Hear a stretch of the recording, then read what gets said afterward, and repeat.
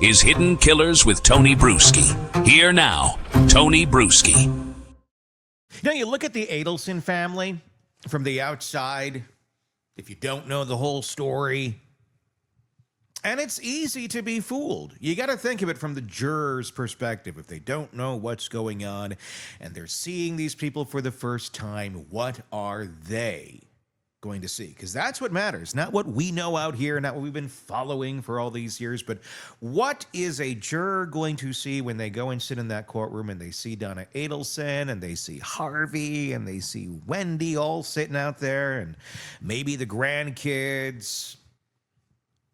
What's going on here? Where's Charlie? If they know about Charlie, oh, they'll learn. They will learn.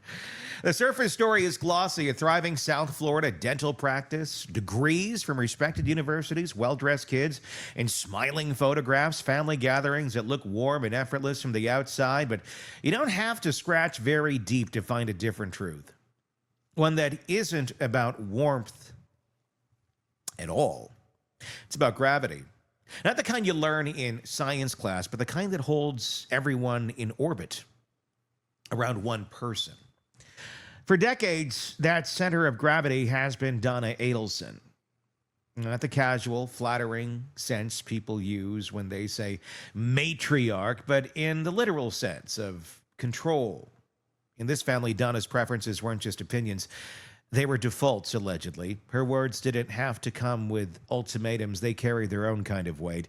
And that weight could move people, even grown independent adults, apparently, in ways they might not have recognized until it was too late. Now, Donna is innocent until proven guilty. She has been charged with these crimes. All of this is alleged. So, allegedly, assume that's in front of everything we are talking about here. The state says that same gravitational pull played a central role in one of the most infamous murder-for-hire cases Florida has ever seen. The 2024 shooting of Florida State University law professor Dan Markel. Their theory, it is simple. The custody arrangement after Dan's divorce from Wendy Adelson kept their two sons in Tallahassee, far from Donna's home in Miami. Donna wanted them closer, and when Dan wouldn't agree to relocation, the state says the family found another way to solve the problem. But to understand why prosecutors believe Donna was more than just a background figure, you have to walk through the evidence like stepping stones, each one pulling you deeper into the picture of influence, control, and intent. The first stone is the $1 million relocation bribe. This wasn't whispered gossip at a family dinner. In court documents, prosecutors detail a concrete plan. Donna, Harvey, Charlie, and Wendy pulling $1 million to offer Dan if he'd agree to let the boys move to South Florida, where Donna was. It's a kind of number that stops you. $1 million? Not because the Adelsons couldn't afford it, but because it shows the scale of Donna's determination. This is not Wendy saying to her ex-husband, hey, I'll give you $1 million if they can move down here. Heck, you move down here too. Do whatever. Or if you want to stay there, that's fine, but let me make it worth your while more. I know you're going to have to travel more. Their families, there's ways of having this conversation that don't involve murder. This is a common conversation in many families where one has to move one place and one's the other, but it's usually because of a job or because of some opportunity or because of some sort of obligation, not necessarily because grandma is a narcissist. Although that does happen. You don't make $1 million offer unless the goal matters that much, and unless you have the power to rally everyone else into contributing, which is what Donna allegedly did.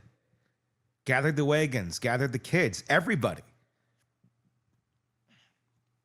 Everybody was ready to pool in hundreds of thousands of dollars, allegedly.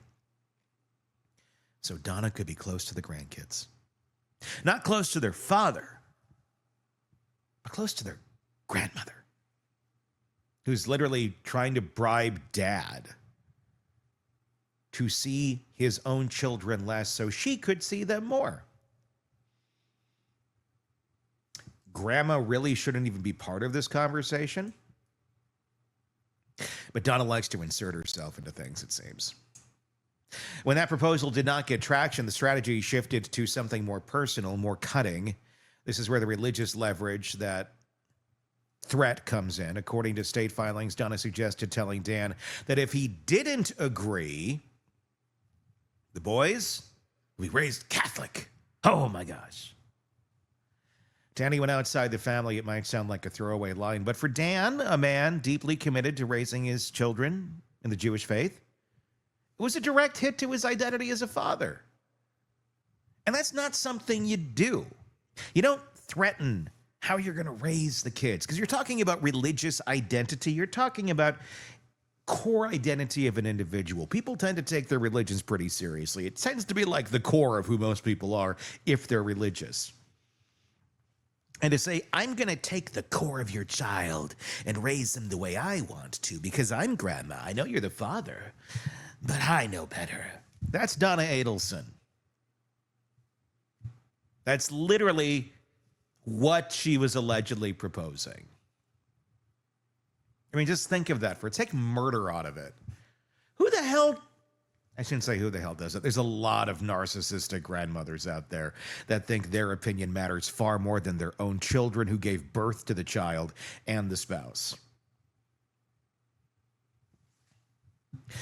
It was a direct hit to his identity as a father.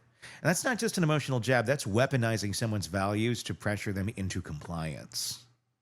By this point, the relationship between Dan and Donna was fractured enough that he went to court. In custody filings, Dan reported that his sons came back from time with Donna saying Grandma Donna had told him their father was, quote, stupid, and that she hated him for taking her sunshines away. That's the third stone. The comments to grandchildren. On paper, it's hearsay from mouths of children. In reality, it's a glimpse of how loyalty is shaped at the youngest level in the scope of the Adelson household.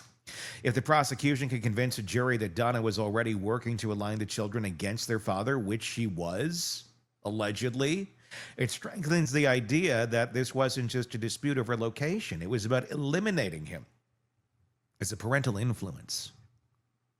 Then comes the morning of the murders. Here, the state leans heavily on phone records. The fourth stone in the path, Wendy calls Donna after Dan is shot. Minutes later, Donna calls Charlie.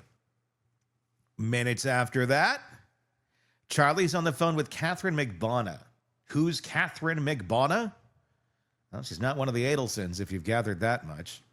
The woman already convicted of connecting him to the hired gunman. In isolation, it's just a string of calls, but lined up against the timeline of the shooting, it takes a different texture. The prosecution will call it choreography. Why are you calling the woman who's connected to the hitman right after the hit happens? Charlie. And does Donna have a connection there?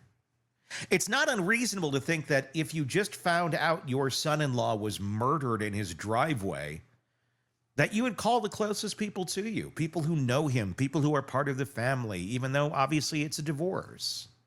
Still the father of your grandchildren and Charlie's nieces, nephews. But influence isn't just in words or calls. Sometimes it's on paper, with ink and signatures. Over the year following Dan's murder, 18 checks were issued from the Adelson family dental office to Katherine Magbanua. Each check, it was signed by Donna. Why is Donna writing checks to Katherine Magbanua, the chick that Charlie was kind of dating, who has very close connections to the man who killed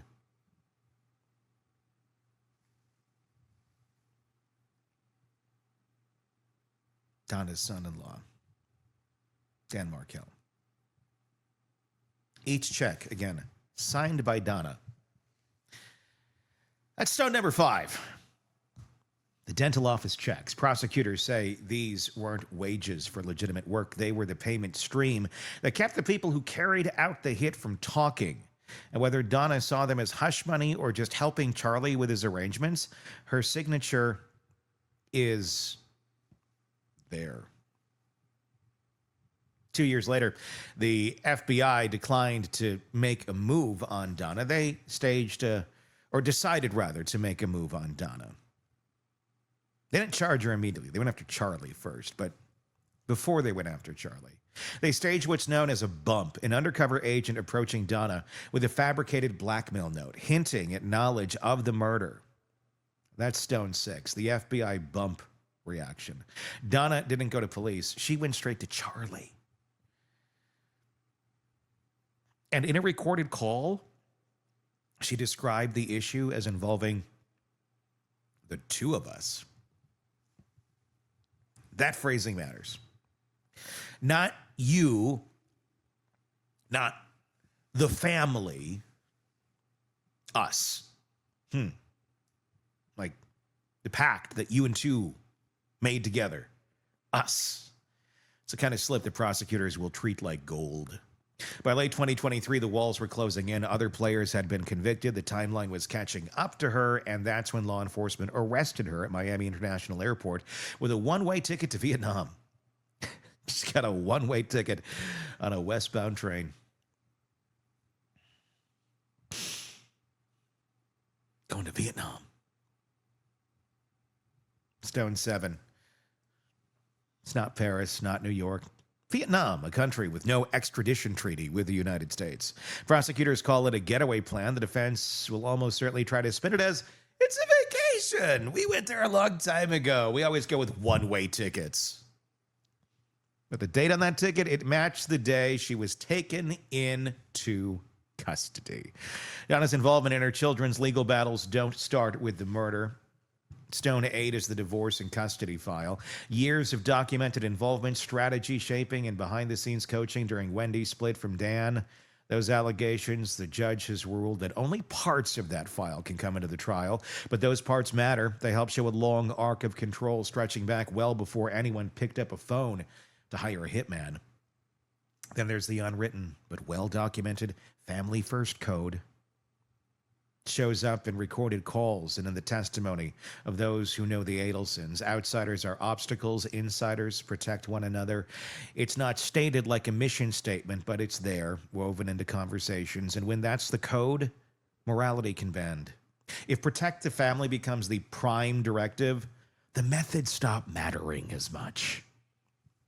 And finally, the prior convictions of co-conspirators, Charlie Adelson and Katherine Magbanua, have already been found guilty. The state doesn't have to prove the conspiracy, that it existed, only that Donna was knowing and an active part of it. None of these stones on their own are the smoking gun, but together they form a path, one that starts with influence and ends with a man dead in his driveway. The jury will have to decide whether Donna was simply walking alongside that path or lying the stones herself.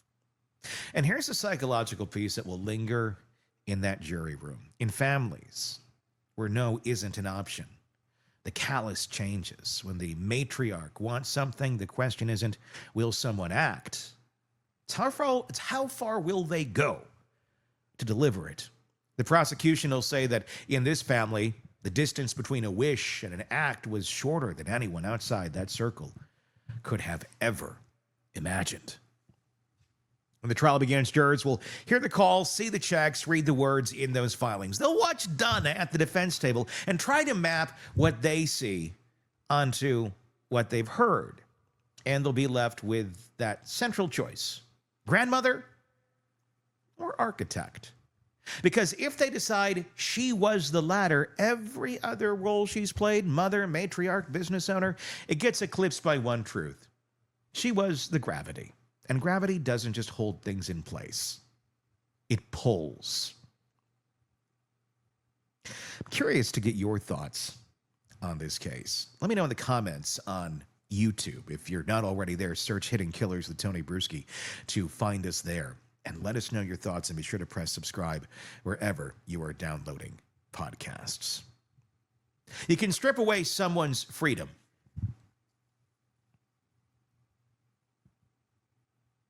You can confiscate their passport, seize their bank accounts, and lock them in a cell with nothing but four walls and a scratchy blanket. You can make them dependent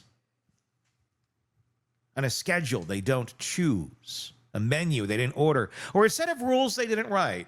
But if a person has spent decades living through their ability to control a narrative, to shape how others see them, there's one thing they can carry into any cage: their voice.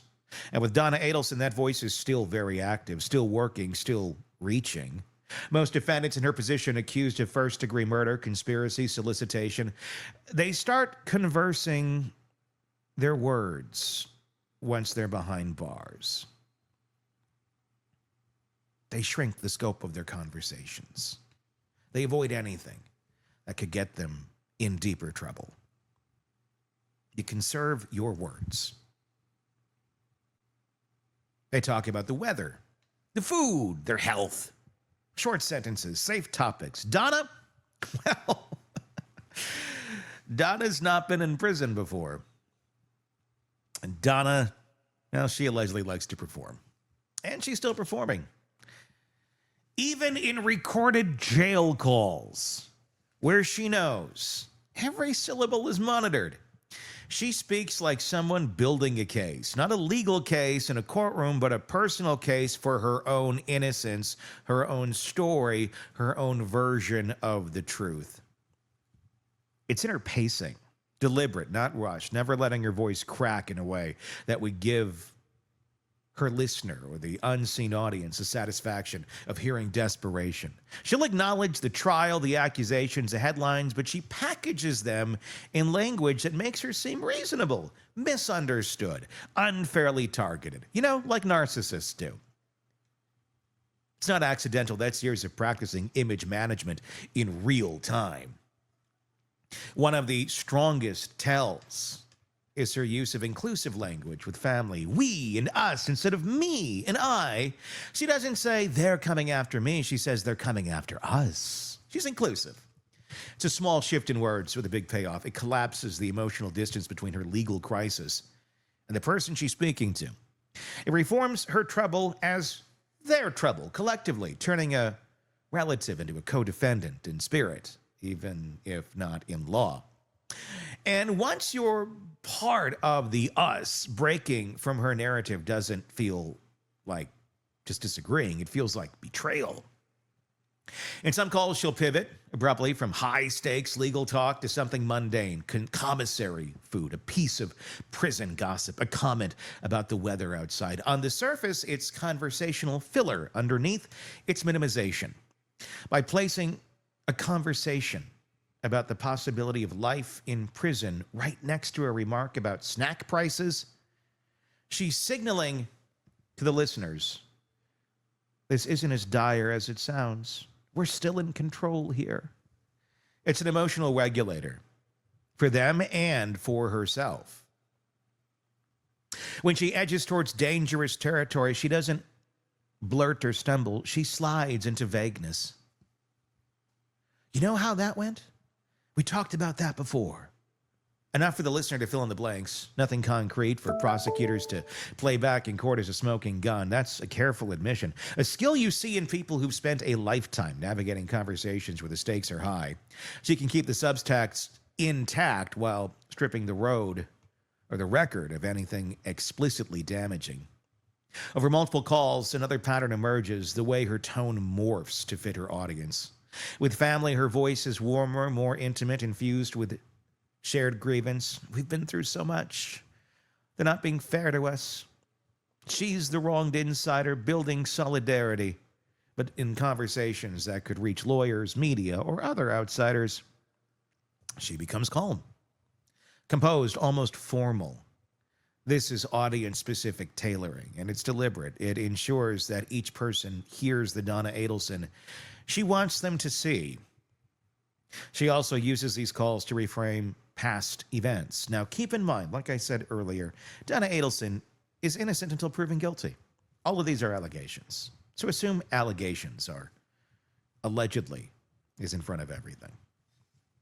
She also uses these calls to reframe past events. Decisions that in court filings, well, they look calculated and incriminating.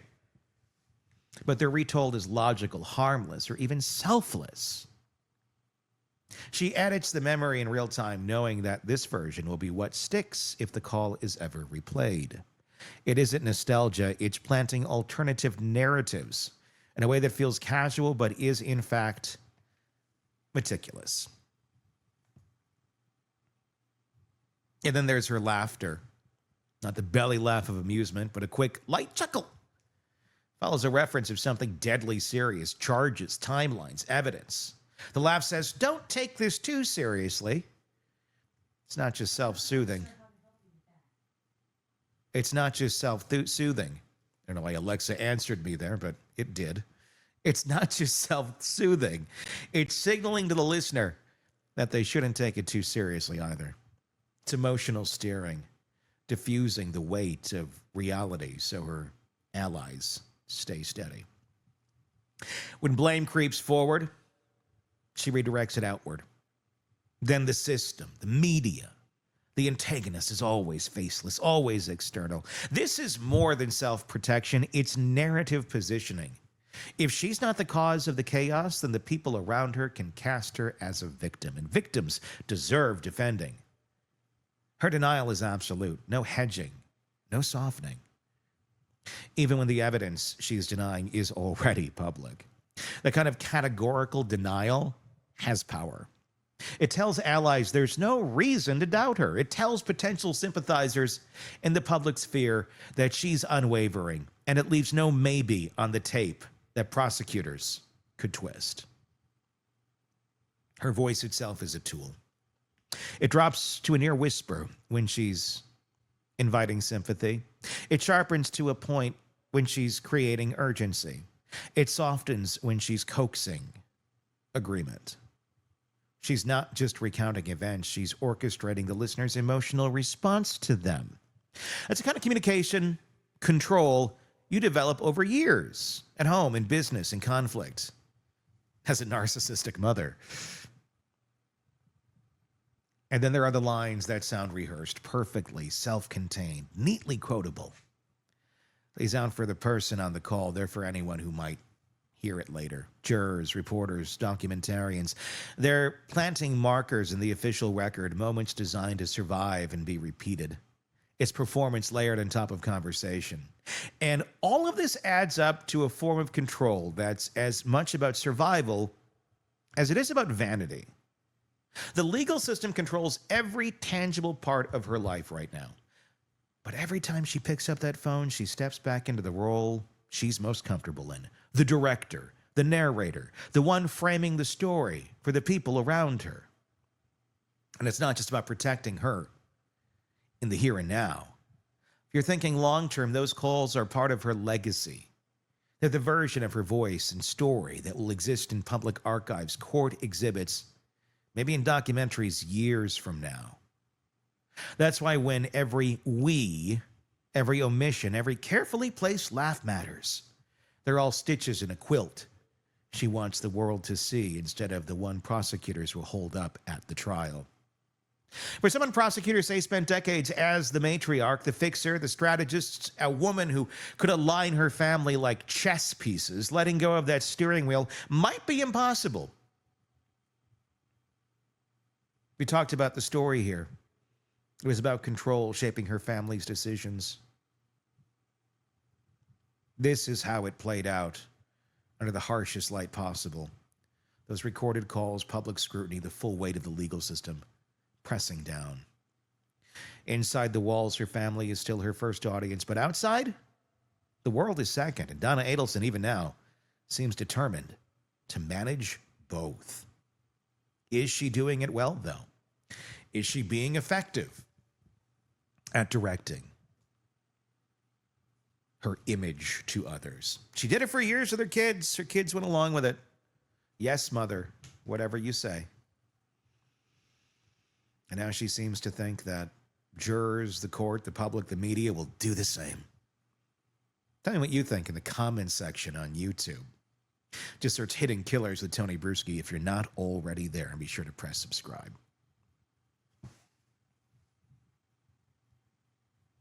One of the most revealing moments in any criminal trial comes before the first witness is sworn in. It is the decision every defendant has to make. Will I testify? For most defendants, especially in cases involving serious felonies like first-degree murder, the answer is no, they don't take the stand. They let their lawyers speak for them. It's not because they're hiding, it's because the risk is enormous. When you're in that witness box, the rules change. You're no longer sitting quietly while your attorney objects, projects, and reframes. You are the focus. The prosecution controls the questions, the timing, and the tone. And the jury, the people who will decide whether you go home or spend the rest of your life in a cell, they're watching your every blink, pause, and inflection. That's why Donna Adelson's apparent willingness, some say eagerness, to testify in her own defense is one of the most surprising and, frankly, most telling developments in this case. It's not common, and when it does happen, it usually means one of two things.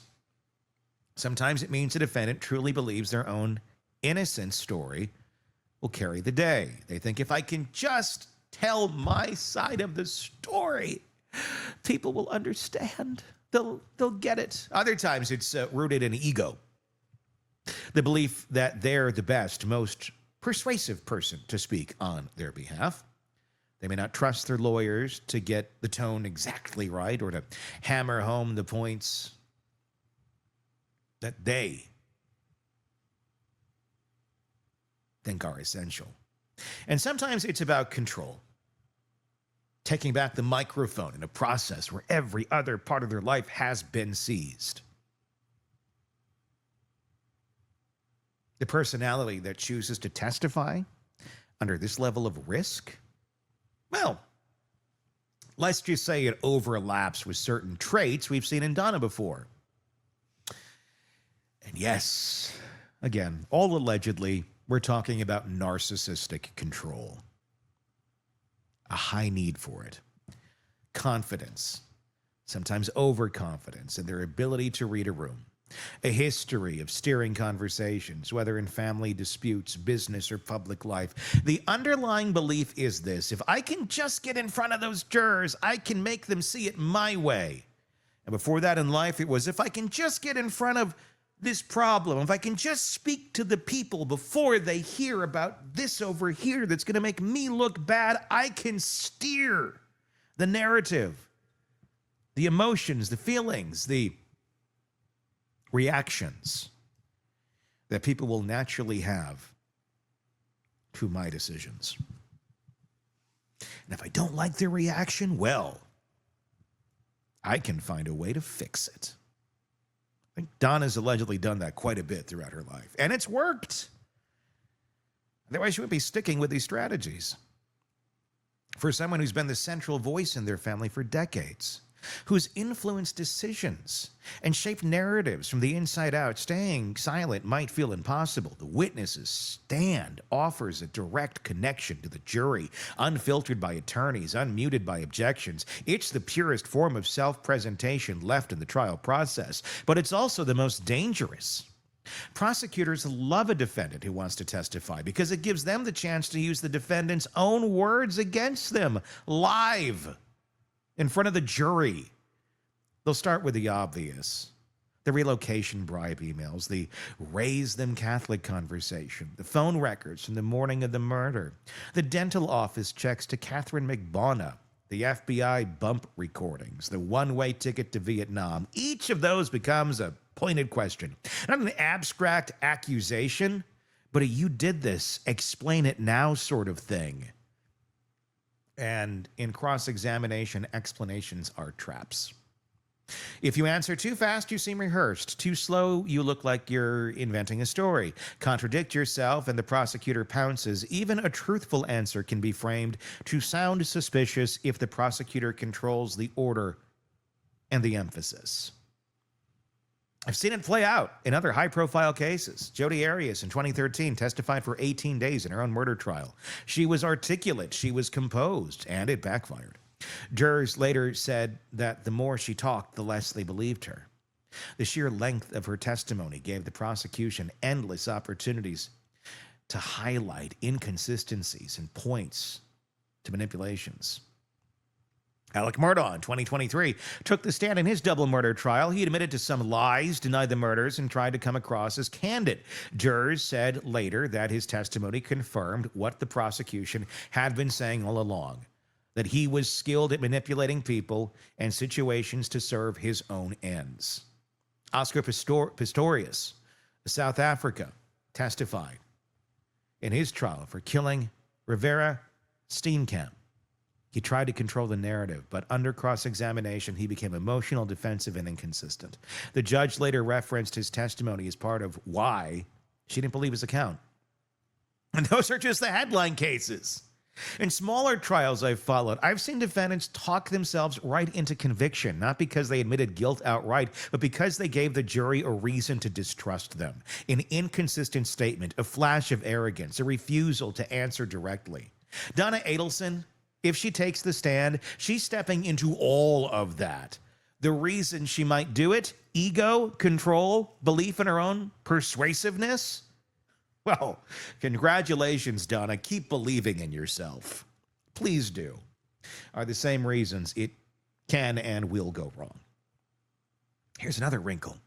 This could be a part of a broader family strategy. In a case where the Adelsons have been portrayed as tight, coordinated in a unit, the matriarch stepping up to testify could be meant to send a message. It could be about optics, showing confidence, projecting unity, implying she has nothing to hide. But if that's the play, it's a dangerous one. Because unlike a pretrial statement or a media interview, testimony is under oath with penalties for perjury. And in a setting where every word can be dissected, the psychological downside, if it backfires, it's immense. Jurors remember moments, not transcripts, and if she comes off as combative when pressed, if she appears to dodge a direct question, if her tone shifts into condescension, those impressions can outweigh even the strongest defense arguments. Jurors are human. They read body language. They know when someone pauses too long, looks away, or answers a question, or answers with a question instead of a statement. They pick up on micro expressions. That half-second flash of irritation, which Donna is very good at. That quick smirk, that tightening of the jaw. And they talk about it in deliberations.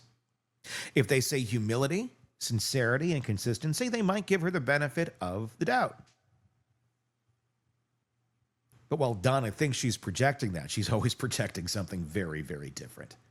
She just doesn't understand that other people don't see her the way she sees herself. If they see defensiveness, control tactics, or what they interpret as manipulation, which is how Donna comes across, it can cement a guilty vote before closing arguments even begin. And here's the brutal truth. Prosecutors will work to make those moments happen. They'll press on sensitive points. They'll circle back to earlier answers to expose contradictions. They'll bring out documents that undercut her version of events. They'll frame questions in ways that force her to either agree with damaging statements or appear evasive. Testifying is the ultimate high-wire act. For Donna, it's not just a legal decision, it's an identity test. If she's lived her entire life as the voice in the room that people listen to, that people follow, stepping into that witness box may feel like the only way to be herself in the middle of a process designed to strip her of control. But that's also the trap, because in the courtroom, she's not the one directing the conversation anymore. The very traits that may have served her in family disputes, business negotiations, and social settings, confidence, persistence, strategic framing, can read very differently to a jury hearing them in the shadow of murder charges. So if she takes the stand, it's not going to be any Wheel of Fortune appearance. It won't just be a legal move. It'll be a psychological gamble, one that tells us as much about who Donna Adelson believes she is as it does about her defensive strategy. The witness box will become her stage, and the jury will decide whether they're watching a credible truth teller or the final act of a performance that's been years in the making. Let me know your thoughts in the comment section on YouTube. If not there already, search Hidden Killers with Tony Bruschi so you can find us there. Do the same if you're downloading podcasts so you don't miss any of our coverage on this case. Whatever verdict comes down in Donna Adelson's trial, the truth is the Adelson's family life and legacy has already been rewritten in permanent ink. The ripple effect of this case is not confined to a courtroom in Tallahassee or the Florida Department of Corrections. It extends outward into living rooms, schools, workplaces, community gatherings, shaping identities, relationships, and reputations in ways that will outlast prison sentences and headlines. The son is already serving life, Charlie, without parole for orchestrating the murder of his former brother-in-law. A daughter lives under the shadow of implication. Never charged, but permanently associated with the crime in the public mind. Grandchildren are growing up with a story about their family that they didn't choose, can't change, and will become confronted with again and again as they get older. And now the matriarch faces the possibility of dying in prison. These are the conditions that create intergenerational trauma. Trauma that isn't just about the event itself, but about how it's remembered, talked about, and carried forward by people who weren't even present when it happened. For the grandchildren, the psychological task ahead is staggering. In early childhood, grandma is a simple role. The person who visits, gives hugs, maybe slips a piece of candy into a hand. That's the image they start with. At some point, whether throughout overhearing adult conversations, stumbling across news coverage, or being told directly at school, that image is going to collide with something very different. The woman in those holiday photos is accused of orchestrating a murder. The murder of your father. Reconciling those two realities requires a kind of mental gymnastics that most adults struggle with, let alone children. Do they split into two people in their minds? The loving grandmother and the alleged conspirator, and keep those separate? Do they merge them into one complicated, very flawed person, or do they reject one entirely, either cutting her out of their memory or refusing to believe the accusations altogether? None of these options come without cost. And this isn't a private struggle. In a case with this level of media coverage, the world knows the family's name. At school, at college, in the workplace, peers and colleagues can connect the dots in a second with a search. That can mean direct confrontation, questions, judgments, even harassment, or the subtler but equally corrosive experience of feeling watched and whispered about. That's where the question of identity takes center stage. Do you keep the Adelson name and live with a constant recognition, change it to create distance, at the risk of feeling like you've erased part of yourself, even if they change it? The digital age, the link is still just a few clicks away. That kind of inherited notoriety can shape career choices, social networks, even where someone decides to live. That's what these grandchildren, Wendy's kids, have to face. For the adults in the family, the problem is different, but no less severe. How do you maintain loyalty to a loved one convicted of a serious crime without losing credibility in your community? Some relatives will stay firmly in the camp of support, visiting, writing letters, advocating for appeals. Others will create distance, publicly or privately, to protect themselves or their children from being drawn into the glare of the case. Both choices carry emotional weight. Support can mean aligning yourself with someone the public sees as dangerous. Distance can mean living with guilt or stepping back. The guilt takes many forms. There's survivor's guilt. I still have my freedom. They don't. Complicity guilt. I should have seen this coming. I should have stopped it. Guilt by association. I didn't do this, but the world looks at me differently because I'm part of this family. Left unaddressed, guilt can harden into shame. And shame is corrosive. It isolates. It silences. It keeps people from seeking help. One coping mechanism that appears in families like this is denial, sometimes total, sometimes selective. The story gets rewritten, the charges were exaggerated, the witnesses lied, the trial was rigged. It's in its most protective form. Denial allows family members to keep loving the convicted person without confronting the weight of what happened. But it also freezes a story in a way that prevents healing. You can't process grief or anger about something you insist never took place. And if younger family members are raised in an atmosphere of denial, they may grow up without the tools to talk honestly about the event or their feelings about it. There's another danger here. In families where prosecutors allege control and manipulation, those dynamics can survive a conviction. Influence doesn't necessarily die when a prison door closes. Letters, phone calls, even conversations during visits can be used to reinforce loyalty, direct behavior, or maintain the family narrative.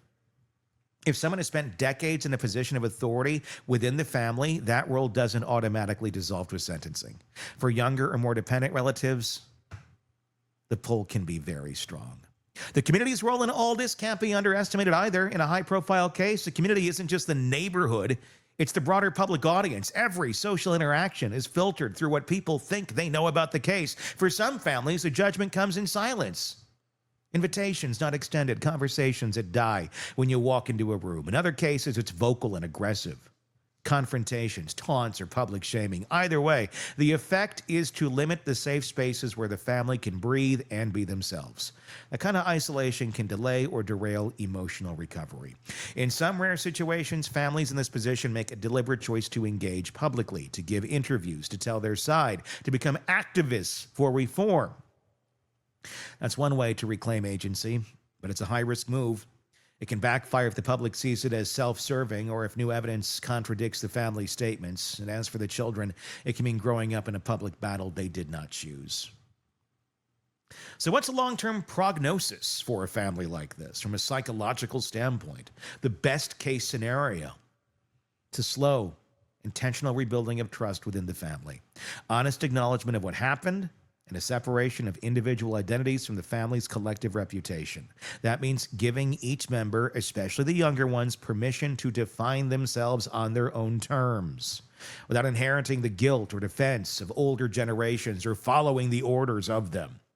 The worst case scenario is a closed loop of denial and loyalty where the next generation inherits not just the name, but the unresolved conflict.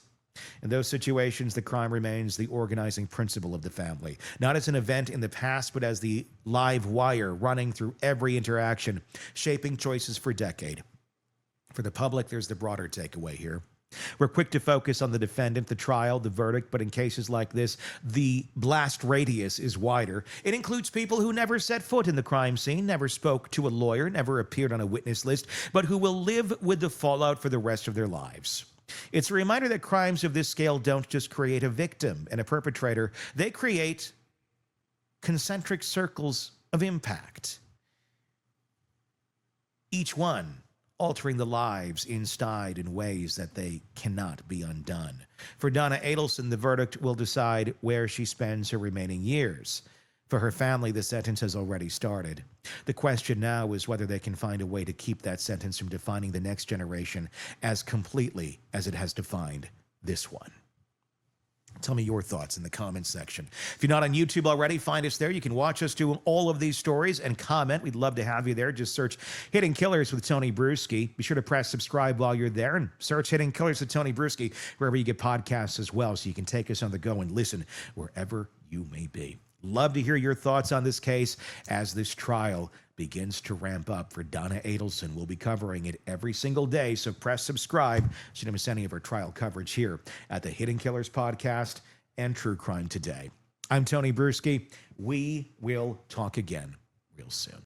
Want more on this case and others? Then press subscribe now and don't miss a moment of true crime coverage from Tony Bruschi and the Hidden Killers Podcast.